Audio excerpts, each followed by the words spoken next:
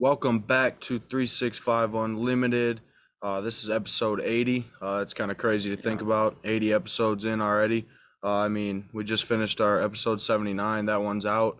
And it's crazy to think that we're already 80 episodes deep. I was looking at YouTube the other day and we're at like 91 total episodes. Not That's nuts. total videos, I guess Yeah. I should say. Yeah. Episode wise, hitting 80, but 91 videos. This will be 92. That's a lot of content we've put out there, and obviously we want to keep building on that. But before we dive into the topic we want to touch on today, which I feel like is a controversial topic in a way. It's a topic that is spreading throughout our nation within the sports world. It's a problem. It's not controversial. It is a major problem, and I know we both have takes on this. We see it from a similar perspective. But before we dive into all that, check out our sponsors: Bocker Auto Group, Driftless Quality Wear.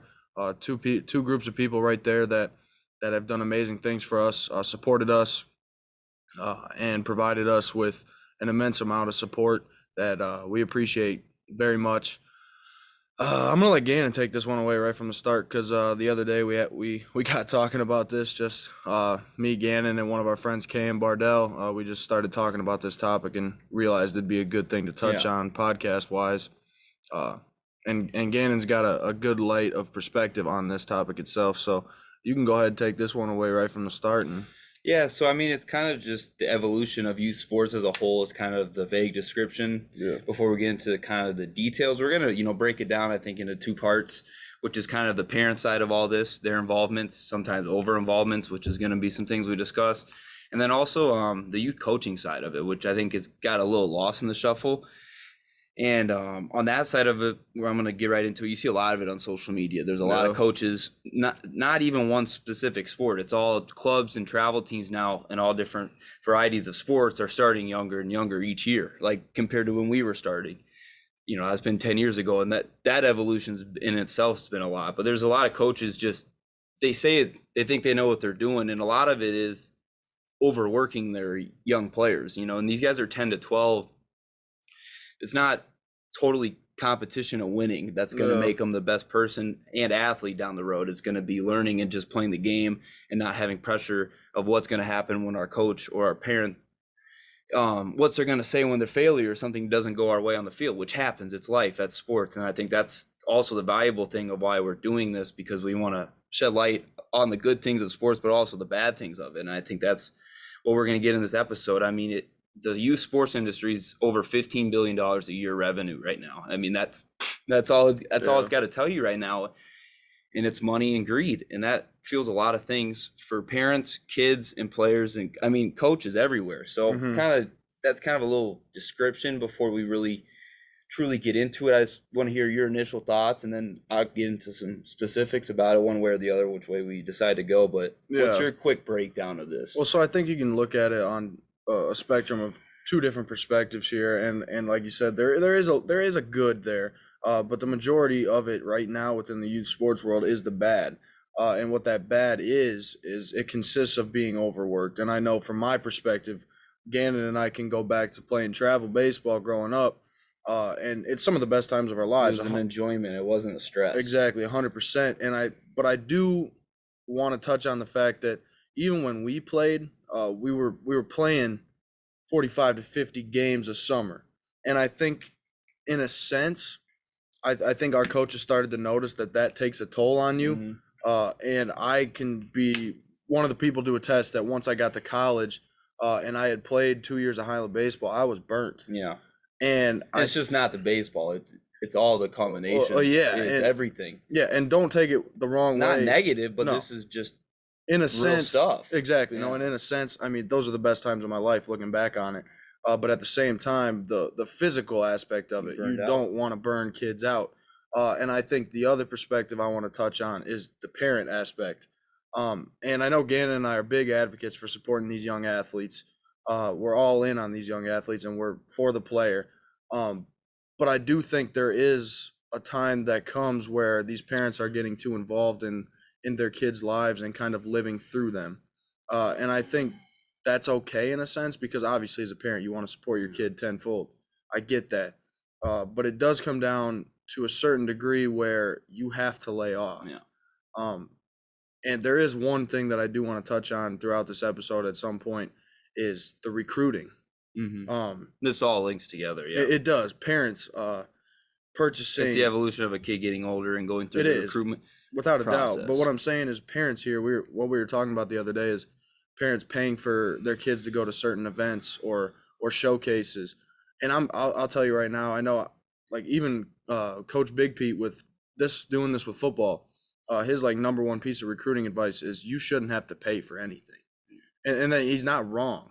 That's depending on some sports, but it's before we get into specifics, I just wanted to hear your initial thoughts on that. But there's certain things. It's not that you shouldn't always have to pay, but you might have to for some things.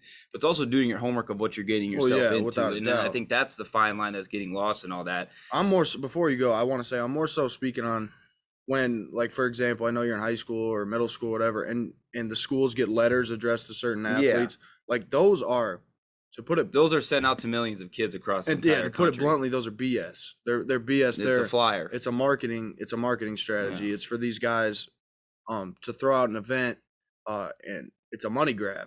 And I think that's not necessarily visible to these parents. I think they see it like as in, like, if an 8th grader gets an invite to go to Hawaii to play in the biggest showcase out on the island, like, it's not something that to think of the way to word this, it's not something that matters. That's not recognizing an athlete whatsoever.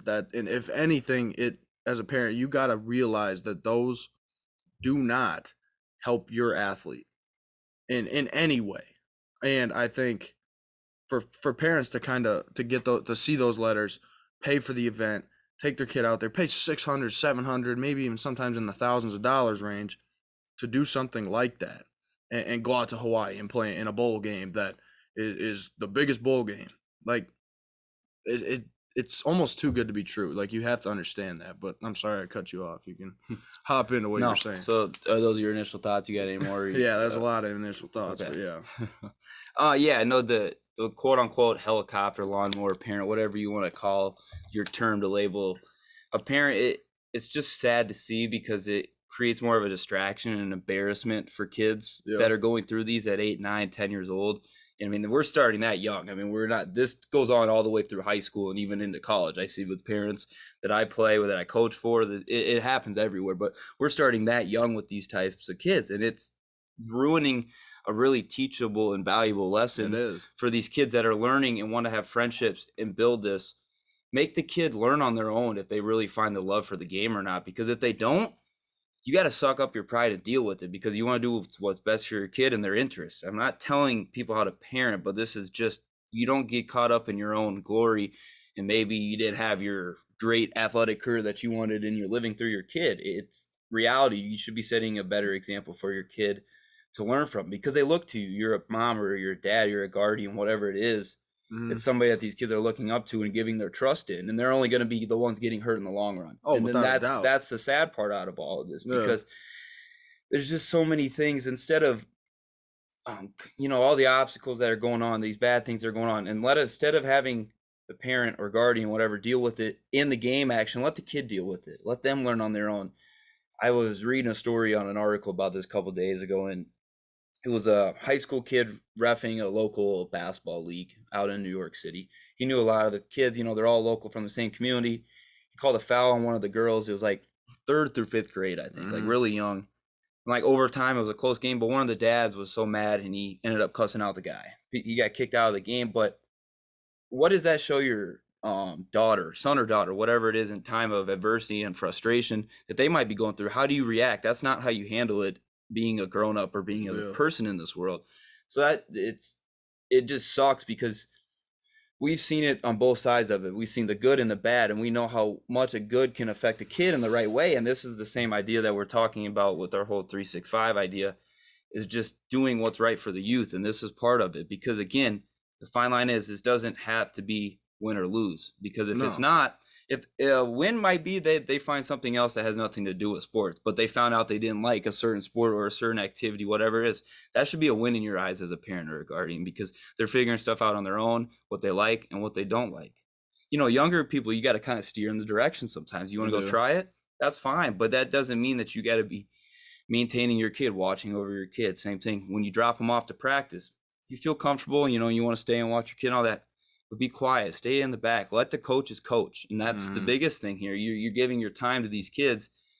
There also needs to be a break level, to not have a dad or a mom looking over their shoulder, to learn on their own, to learn all these different types of things that go on friendship wise, athletic wise, all when you're on a field, court, whatever it is. Those things all matter when you're doing it on your own with the coaches leading you. And I think that's my biggest takeaway. And it's nothing that's like animosity toward parents or all that. It's just wanting to get the best for the kid, whatever it is. And I think that gets lost in the shuffle way too much.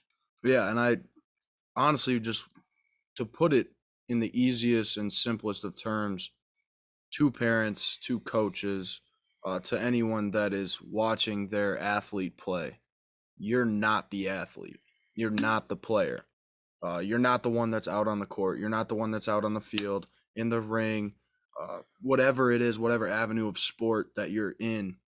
I think the one piece of advice that Gannon and I can give to parents without being a parent, like just growing up and having this experience already, I think that piece of advice I would say is steer your kid in the right direction, but don't drive the car completely.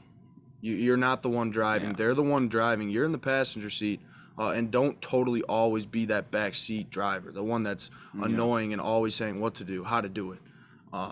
Like you said, I think it's a key point right there to understand that kids have to kind of have their own experiences and establish the good and the bad by themselves. Yes, you're literally stunting their growth stage. Well, as an adolescent, I think it really is. You're stunting it. You're hurting it. I agree. I think the two-sided thing to that, though, right there is, I think with the parents and the coaches and stuff like that, where you're going in on the athlete and kind of living through them, I think that's what's stunting the growth. That's 100%, because in good scenarios it helps the growth, but in the bad scenarios it's just hurting because they're only doing what you're doing because they see what you're doing. They're young. They don't have their own frame of mindset. You're the role model. Yeah, you're the role model. But on the other side of things, I think there's two sides to it. I think it stunts the growth there, but I think what is kind of promoting the growth is where you see athletes doing it by themselves. Yeah. And I think that's the thing you've touched on quite a bit already. And when you think about that, having an athlete being able to strike out 4 times in a baseball game, and instead of getting in the car after the game or even during the game and having a parent on the umpire, oh, it's not a strike, it's not your fault. But I do think there also is a point where you don't want to baby the kid too much. No, but that's the coach's job. It is because that's what I mean by steering in the right direction. 100%. I know me personally growing up, like my parents, like it was half and half. Like my dad was on me a lot as an athlete, and I appreciate that part of it, the certain degree of it, because it made me want to be better. And he was steering the car; he wasn't driving it for me. I was able to accept the experiences that I went through, the good and the bad, and learned and shaped myself because of it. And I think without that, like you said, you're stunting the growth of an athlete. And what I wanted to say about the playing too much games thing, when I gave my initial thoughts, with being burnt out and stuff like that, I think that right there in itself, by playing too many games or doing too many things, extracurricular activities as an athlete, having your parents push you to do those things, that is stunting growth as well. Yeah. And it's actually not, I wouldn't even say stunting growth. It's preventing an athlete from reaching his or her fullest capabilities, because you're 24/7 on their case about doing this, doing that. They don't even have time to think or operate on one thing at a time, especially as a kid with millions of things going on in their lives. I mean, obviously you're not working, you're not doing the full adulthood life, but I'm talking extracurricular activities. Kids are moving 24/7. So I think that's just what I think about it with playing too many games or being burnt out, because I know I'm an example of it. Like I got burnt out. Yeah, I think Abby Wambach, which is a former women's national soccer player for the U.S., won gold medals. I mean, one of the best probably women's soccer players ever. She said it best She tells parents to bring a lollipop to the game, bring a lollipop, a little sucker to the game, because Keep your mouth it shut. keeps your mouth shut. You know, it's simple, but there's so much in those few words, because you could take it to a whole nother meaning. It's not, we're not saying to not talk sports with your kid or not, you know, get on them a little bit or encourage them, discourage them, whatever it is. But like Bryce said earlier, it got in my head. A kid strikes out 4 times a game. That should not be the first thing you say that when you get in the car, or even say that night. Maybe when you get home, what were you thinking? What went wrong? Exactly. But That's the point. it's all right about there. your approach. But one, you shouldn't even say it to begin with right away. It's in the kid's There, head. there's got to be a cool down period. Obviously, you can ask him how the game went, how their friends doing, all those other things to get the kid to just want to talk to you, let alone Well, I just talk about some of that. Like, I like what you said there, and I had, before I forgot, I need to throw in the fact that there's 2 different things you can do there. So if a kid strikes out 4 times, he gets in the car and his dad or his mom is saying, well, you could have done this, you could have done that. Instead of saying you could have, asking the questions, like you said, like what could have been done here? Did you see this pitch? How could you have reacted to this pitch to make it better? How could you have had a chance to single down the right field side and score a run there? Asking those questions will promote the growth, instead of simply saying you could have done this, you should have done this. Instead, if you ask the questions, allow your athlete to kind of open up, allow your kid to open up and explain why they did this, why their reaction to a certain thing in the game was this, how it occurred in itself, and what was the result. I think asking those questions will give the athlete more purpose, more intent, and I think it just drives an athlete to be more motivated, more inspired, because But you know they got the yeah, I parents mean, there. it's to some extent, but we're also talking the 10 to 12-year-olds here. Yeah, without a doubt. But it shouldn't be, you know, the hitting approach and all that. That shouldn't even be discussed with 10 to 12-year-olds. Yeah. I There is get it. a- I there get is an exactly what age- you're saying. there is an the age, idea of yeah. what you're saying, but we're talking with the youngest kids here, because this is what it starts with. I mean, we got to keep that specific in mind, in my opinion, because all those little things. I don't even know if I tell him I talk to my 10-year-old about 4 strikeouts. What's it gonna do? Yeah. He forgets about it by the time he gets home, or she. Well, what's the difference? There's really nothing that's gonna. It's done. It's life. Stuff happens. It's not always gonna go your way. But don't be more frustrated than your kid when something doesn't go right on the field. And I think That's back to living. you know through what, them. and that's living through them. But you know, the other correlation in all this, I think it's gonna be a good transition into the coaching side of this. Is a lot of these parents, you know, I see it. I coached high school legion all summer for Freeport kids and opposing teams that we played. Their parents during the games yelling at them, talking to them behind the dugout after they get done playing. Wait till you get home with your kid. Wait till the game's done. They shouldn't be thinking, It doesn't need oh, to be what's dad, public. what's mom going to say right when it gets Yeah. done. We Mhm. saw that all through our youth growing up, with parents pulling Yeah. people out of dugouts. It's been a common thing, but it's only progressively gotten it's only worse. gotten worse because of the money and the power involved in this sports business that is youth sports. Well, and that's the thing, because before we get going into this, I'm ready business- to get into this part. I'm just going to say one more thing about the sports business thing. It's all these people are seeing a free ride to school. They're seeing, listen to this, less than 7% of athletes play at the next level. Any single level, junior college, D3, D2, NAI, that's any sport at any level. Less than 7% out of how many people are over 3-4 billion are in the US, I think. And that doesn't even include internationals for some sports that take over some sports at the collegiate level that I see. Not for a bad thing, but that just has more people to the pool. And it's really sad to see that some parents in their eyes are just thinking their kid's the next player, the next Mike Trout for baseball. Well, it's ignorant. And it's just completely ignorant in itself. because they see something, they see we pay this with this, it's going to be a free ride. There's none of that. But that's why it's a sports business now. That's why there's been the money generated. But the parents that also want to be those helicopter parents and pull people out and do this little lesson stuff, teach them things during the game. Why don't you get out there and coach? Youth coaching is struggling all across the board, all across the country, no matter what economy you live in, what size town you live in. Youth coaches, youth involvement, youth enrollment in sports If is you know it all, get out anything and that do it. includes youth sports is down because of the club scene and all this with paying the money. But regardless of what it is, if you really think you got the answers, get out there and coach and be brave, and not just say it to your kid and everybody else if you think you got that much knowledge in sports. Because I guarantee you don't have it. And I see all the stuff parents are saying. 98% of the time they make no sense. It's complete bullshit. I'm not going to cuss on here, but it's complete BS. And it sucks because I don't know. We learned a lot of it on our own. Our parents were athletes, both of our dads played sports, but there wasn't the way they lived their life. No. It's they understood there was a fine line to it, and it's only going to help you down your line, but what's it going to get you? Everybody's not going to the pros. Yeah, here's the thing. Less than 7% make it to college. I don't even want to know what the stat is. There's two rounds of drafts in the NBA. I mean, 2 rounds. And here's the thing.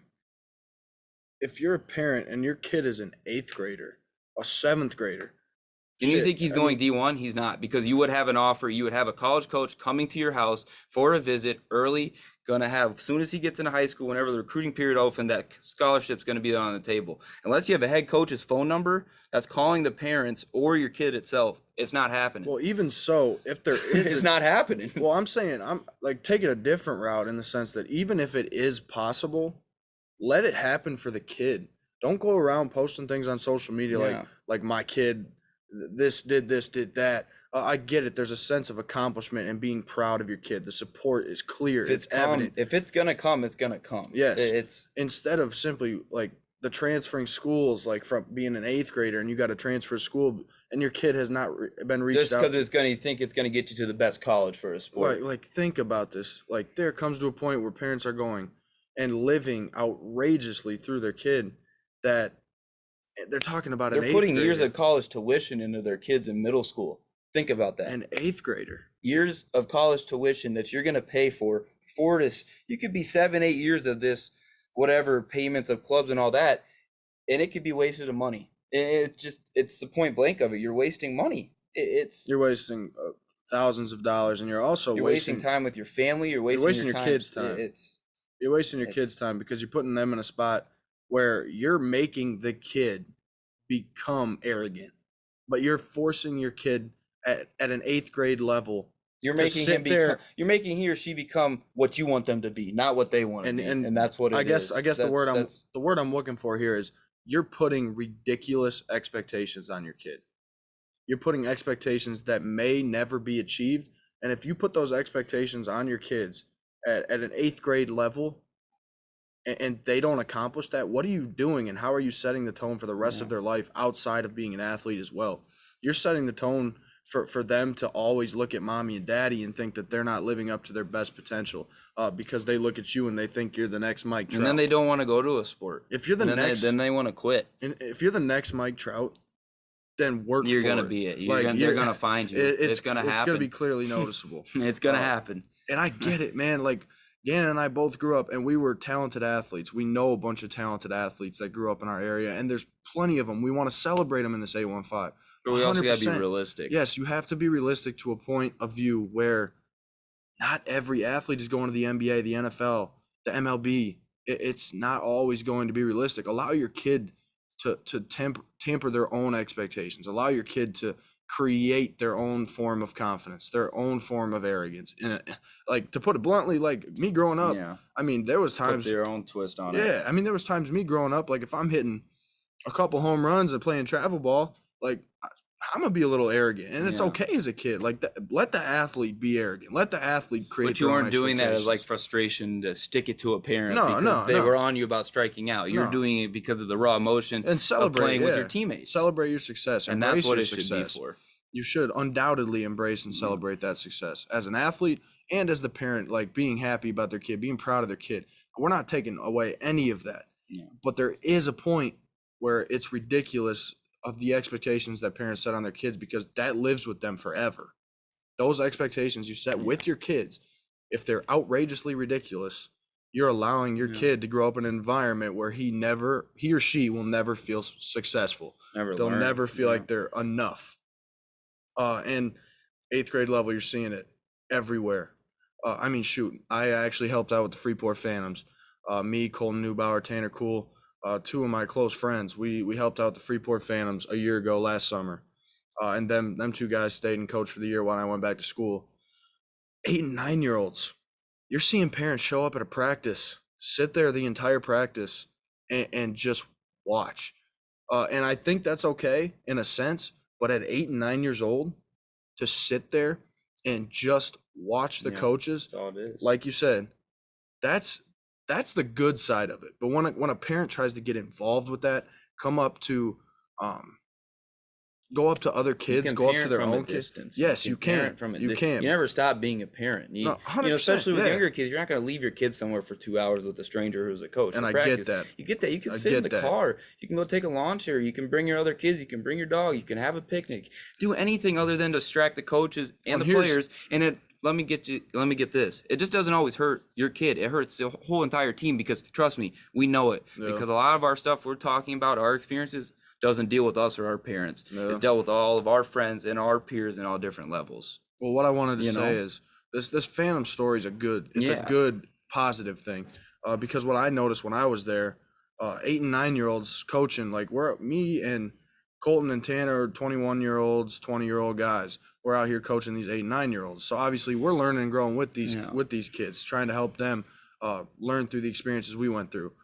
So to have parents that were on the side just watching, that was benefiting their kids. Like they weren't always looking over at their parents. That sometimes becomes a distraction. But the one story I wanted to tell about or talk about is after one of the practices, I had one of the parents come up to me and ask a couple questions about certain things their athlete was doing, certain things that could be corrected, how like advice to like asking me for advice on how they could do it at home. That's what a parent should be doing at that age. Keep the relationship between the coach and the parent. That the athlete doesn't need to be involved in that relationship at all at 8 and 9. No. At that young age, the athlete, let them play. It's like their playground. Yeah. Let them go outside and play on the playground. Let them go out and play football. Let them go play basketball, baseball, whatever their interests are. Let them form them on their own and keep the relationship of the parent and the coach on the outside. That's between them two. So for that parent to come up to me, ask me those questions, what as a parent he could do at home to benefit his or her athlete, that is what's needed. That's what's necessary. That's allowing the kid to learn from experiences and have a parent at home that's supporting them, trying to help them get better, and then allowing the coach to coach. I think that's the strongest message you can put out there.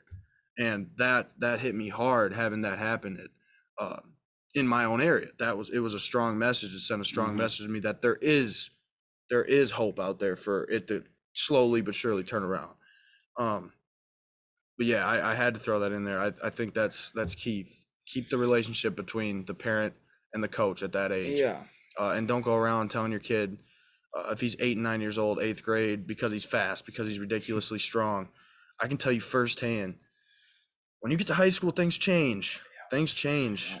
I mean, from personal experience, playing Freeport Sticks growing up, travel ball, I played Gannon. I played around 9-10 years of that. Throughout that, I probably hit like 28 to 30 home runs. And yeah, me growing up as a kid, and I'm sure my parents thought it too. Oh, like he's good. And sure as hell, yeah, I believed it too. I was damn good at the time. But guess what? High school hits you, kids catch up to you, kids grow, kids change. So by the time you become a teenager and adult, what happened in middle school, what happened at 8 to 9 is not going to be the same. And sometimes that hits the athlete and the parent really hard. So tamper those expectations and learn to understand them at the younger age. Grasp the fact that, yeah, your kid is successful. He or she is a damn good athlete, has a chance to continue to grow. But instead of placing the expectations, allow your kid to continue to develop and grow instead of leaving that development stagnant. I think that's it. I mean, we summed it up. I'm going to leave it with just what Anthony Dedman said last week at our event.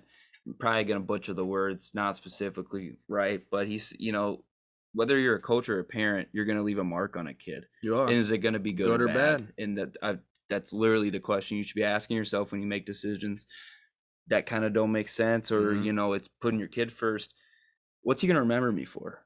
For doing this and making him happy and doing it good, or for me always getting on his butt for being on his rear end for something that he was always doing wrong, but maybe couldn't correct? What's he going to do? What are you going to learn from that? It's done. It's the past. Move on. What are you going to do to improve all that? So I think we covered it all, and keep talking about it, but it's almost like beating the bush. But it's preaching to the choir. But we covered the different avenues that are all connected with this, and it's linked in youth sports. It's definitely been an evolution of it. Well, everything is linked in youth sports, and I mean a conversation on youth sports could go on for days. Yeah. If you put a room full of athletes and coaches into the room, talking about the issues within youth sports. It could go on for days. There'll be a lot of people misguided on their issues. Yeah, and a lot of these things a lot nowadays, of people misguided on what's actually wrong. Well, 100%, and it is a money grab to a certain degree. Now it's awful for the kids.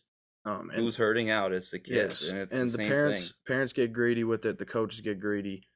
The organizations get greedy because the money, and I get it. That's what makes the world go around. But there comes to a point. Let the kid play. Like, I think that's as simple as you can think about it. Let the kid play. You're not the one playing the game. You're the parent. Steer them. Don't drive them. Let them set their own expectations. I think that's the strongest message you can put out there. Just let your kid be your kid. Be a parent. Be a supportive parent. Let them do lessons. Let them do go to travel ball. Let them do all the things they want to do for themselves. If they don't want to play travel ball, why make them play? If they don't want to play basketball, but they want to play football and baseball, I mean, of course we love multi-sport athletes, but why make them play? If a kid does not have a certain interest, why force it upon them? Because you're just hovering over them, being that sword in their back 24/7, worrying about what mom and dad are going to say if I'm not doing this, doing that. Just be that parent, I guess, in a way. Like, we're not throwing any shade towards any parents. What this is just to give parents the message that, like, we're 21-year-olds, 22-year-olds, like, we've been through it. We may not have a kid, but we've been through it. We understand what it's like to grow up and see that. We've seen it, we've heard it, we've witnessed it all. And that's our advice to the parents. It's not throwing shade towards them, but they need to understand that. They need to hear from kids who have been through it. For us two to sit here and talk about it like that, it gives them the message. It gives them the feedback that they need. That not many people are telling parents nowadays because they're ignorant in a way. So I think that's the last thing I really wanted to say. So I hope you guys enjoyed this episode. If you're a parent and you want to reach out to us and talk about this, we'd be more than willing. Happy to advise. All for helping and the kids. More than willing to sit down, have a conversation about it, and kind of explain our take on it. Don't make it more of a big deal. Yeah. Questions, ask them. You don't even got to ask what's it for. We'll answer them because we know what they are. So just give us the chance to explain our side. You can explain your side. So if that's something parents want to do, reach out to us. Our information's everywhere. But yeah, like I said, I hope you guys enjoyed this episode. Can keep tuning in. We're back with the content now. I'm wearing the new shirt.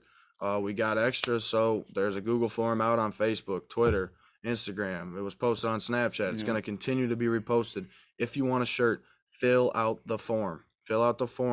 Don't message my mom. Don't message a family friend. Message me or Gannon. The two of us. That's it. Yeah. So we appreciate the support, the constant feedback, everything. It means a lot. Now that we're a couple days, a week removed from our event, it's go time now. Content on content to wrap up the summer. Yeah, so we'll catch you guys real soon. Hope you guys enjoyed this one.